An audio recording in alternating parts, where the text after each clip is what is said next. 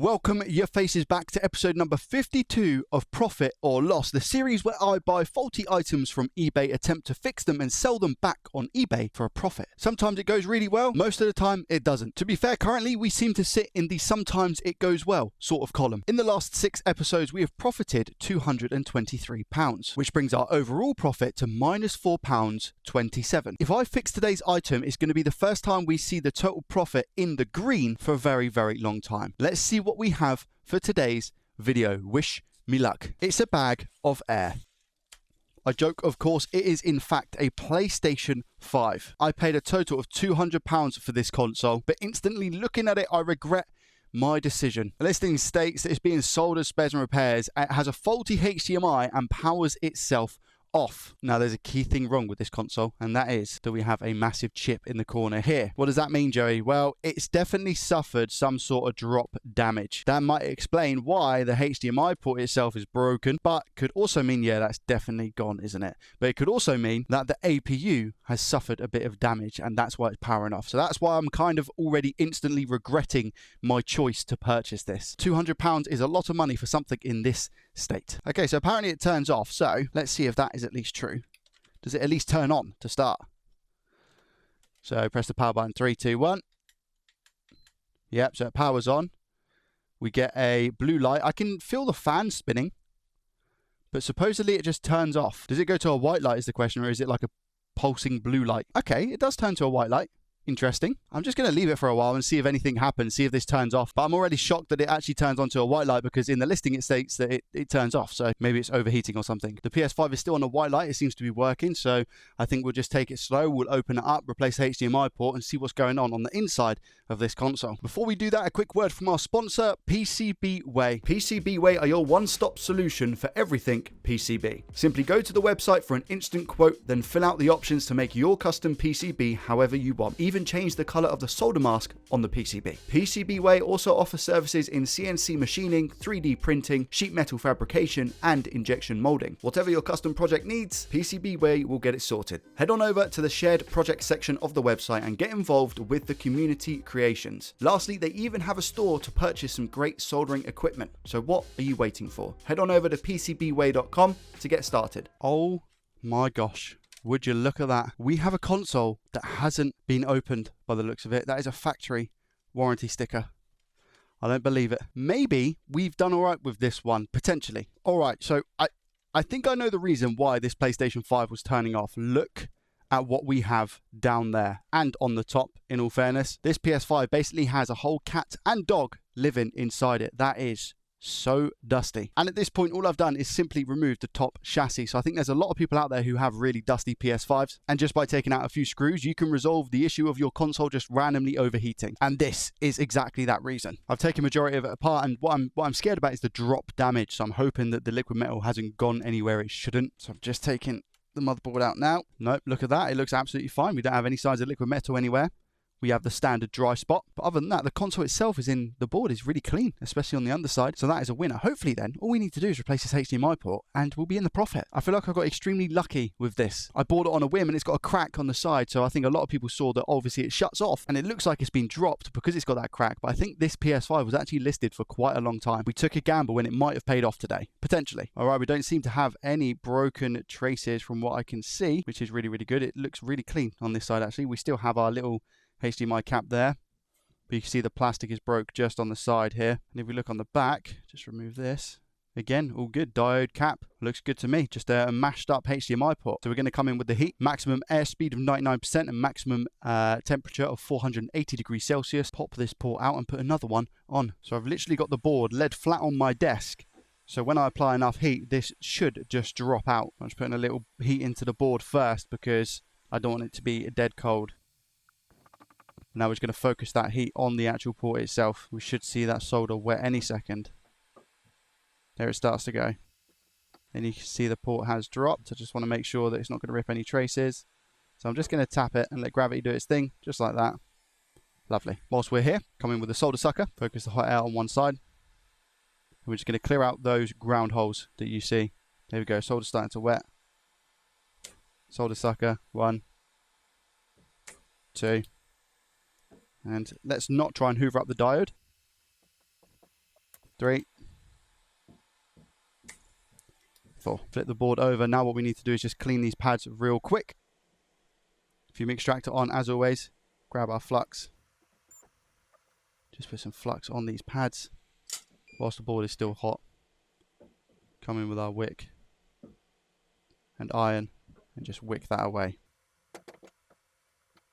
There we go, lovely. Quick clean on the board. And when I say quick clean, I'm just getting my cotton swab here, no IPA, nothing like that, and just getting rid of the flux because the board is hot. Alright, so we're getting there. More flux on the pads and in the ground holes. We're just going to flood the area now with solder.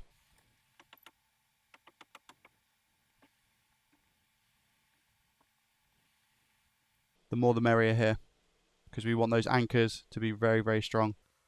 I'm just going to clean that off a little bit on the end. Go over these pads. Flux is doing really well here. Oh, I messed up. When I say I messed up, I just knocked the component. So I just want to clear that off really quickly. Clear this flux off. And then I'll sort that cap out. Sort this cap out now. Do you know what? I'm still going to keep it 480 at 99% airflow. And I guess a lot of people would think that it's just going to blow the cap into the next dimension. But if we're just slow with this and rotate it, because it's stuck to the solder, it's going to be fine. There we go. Now that's liquefied as well. Clear out that remaining flux that we have. And we're just going to put some new flux on. Now we apply the tiniest bit of flux. And I mean not a lot. Just enough for it to all bond together. We're going to use the drop method. This is 480 degrees Celsius with an airflow speed of 99% from the underneath of the board. And you'll see that flux now, look. Rotating that air as much as we can, waiting for the solder to liquefy, which will be any second now. And then we're just simply going to drop the port on to the board. You can see it liquefying now. Perfect. Everything is liquefied. Drop the port. Take our tweezers. We're just going to give it a tap to detap. Make sure all of that solder has bonded to the pins on the port.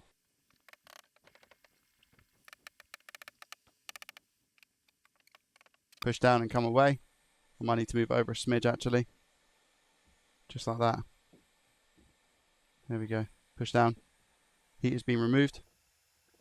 Wait for that solder to solidify. It should be good. How are we looking? Perfect. Look at that. Looking really, really nice. And to be honest with you, I don't even think I need to go over those pins. Usually I'd go over them. I don't think I need to. I'm just going to clean up some of the flux we have here and we'll give it a test to make sure that every single pin is solid. Added a bit of solder in the process that you can see it's hugging the legs now. Look at that. The ground holes. Right. How is that looking? Wicked.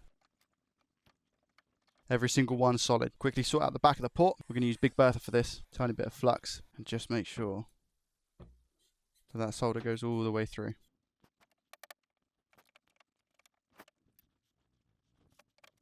There we go. And that is a port that I can be super happy with. There we go. I guess before I give it a test, I should most definitely give it a bit of a clean up. I have to show you this because it is disgusting. Look at all of that dust in between the heat sinks here. Oh my gosh. I'll be honest, I'm surprised this thing is even able to turn on. As for the power supply, look at the size of that. That is my brain in a PS5 console. There we go. I'd say now that that was a little bit better. All right, as always, I've kind of reassembled it fully back together because I'm a little bit of a moron. But I actually have quite a lot of confidence that this is going to work. So here we go. 3, 2, 1. Power on. Blue light. Fan spins. Perfect. Get rid of this, what looks to be like wax. I'm going to have to go and check and disable HDCP anyway, so you guys can see what's going on within OBS as a screen capture. So let's see if it works. Go over to the game scene. There we go. Lovely, jubbly. Give it a good wiggle test to make sure we're okay, which we are indeed. And that's this PS5 working. I'll make sure that the Wi-Fi works, etc. and that I can play PS5 games without it shutting off, but I'm fairly confident that the reason it was turning off was because of how much dust was clogged up inside this console. But what a lovely little fix and a great profit for Sally. Sally's the spreadsheet, by the way. Let's move on to item number 2 to see if we can make it 2 for 2. This could be a really great day. Here we have a Nintendo Switch Lite that I paid a total of £60 for. You might be thinking, Joey, that's quite a lot of money to spend on a Nintendo Switch Lite. Why did you spend that much? Well, the console itself is in very good condition. The port has been mashed up completely. Lord only knows what damage this has done to the actual board itself, but it doesn't look like it's been opened before. And remember, like I said, if the console hasn't been opened, the chance of being able to fix in terms of a percentage goes up drastically. Condition-wise, wicked. Look at it. great condition. Little bit dirty around the analog sticks, but nothing a little bit of IPA and a cotton swab won't be able to fix. Do we have an SD card? No, we don't. Do we have a game? No, we don't. Okay. For obvious reasons, I'm not going to plug the AM meter in because we can see clearly what the issue is. Plan of action, we'll take it apart, take the port off, and then check for shorts to see if there's any further damage to the board. First initial signs on this switch light is that it is spotless on the inside. No water damage down here, and I genuinely believe that nobody has been inside this console. Happy days. Alright, so before anything, we want to get this port off, because otherwise, if we go and test around M92T36 and the BQ IC, this port is going to skew our results as to exactly what's going on. So I've just got the hot air gun now at 450 degrees Celsius. Airflow speed is 50%. I'm not adding any flux or any solder here whatsoever. I'm just heating up the board from underneath. I've got it hanging off the edge of the table, and when I see that all of the solder has wet, I'm simply just going to lift up on the port, ensuring that I don't tear any pads as well. That's the most important thing. Okay, you can see the solder starting to wet now. I'm just going to give it a tap. Not ready. Not yet. And another little tap now. There we go. Slowly but surely. Keep that heat on. And we're now just going to lift that port up. There we go. Lovely. Doesn't look like we have any ripped or torn pads, which is good. And I mentioned this before, we don't necessarily need to replace the solder that we have here. We're just going to add leaded solder to the mix. So if we grab our flux and just put some flux on here, lovely jubbly, and the ground holes as well. Grab the soldering iron. I'm just going to fill up these ground holes with the leaded. Give it a good mix with that unleaded we have on the board. There we go. Same up here as well. And over here. And then my favourite part, I might need some more flux here, but if we just run the iron over the pads. Lovely, look at that. All good. Clean it with a cotton swab. Get all of that flux off because we don't need it at the moment. And it's just going to leave everything a little bit messy if it's left on the board. And we don't want any flux interference between the pads and the port. Bit of isopropyl alcohol. And that is prepped, ready for the new port. Speaking of new ports, here we have the switch light port we need to prep. Tiny bits of flux, spread that out. Lovely. Solder on the end of the iron. Just tin that, get off. There we go. Just see if I can get some of that flux out. Port ready. Let's check our board for shorts quickly before we go ahead and put the new port on. Meter in continuity mode, which is the mode that beeps when we have a complete circuit. So we're going to start around M92T36. I'm going to go straight for the dreaded CPU cap here. Okay, so we don't have a short on the CPU cap. That's really, really good. These three caps here are most likely too short, and they seem to be fine. So we have ground on this side, so it should beep, and this side shouldn't beep. And that seems to be okay. And finally, these two up here. Check this little one as well, because why not? All good. So M92T36 seems to check out okay. And then we have the BQ. That seems okay. All good. So BQ and M92 seem to check out. We've got our little fuse down here. Has the fuse stayed strong? Yes, it has. And just to make sure we don't have a short on it. No, we don't.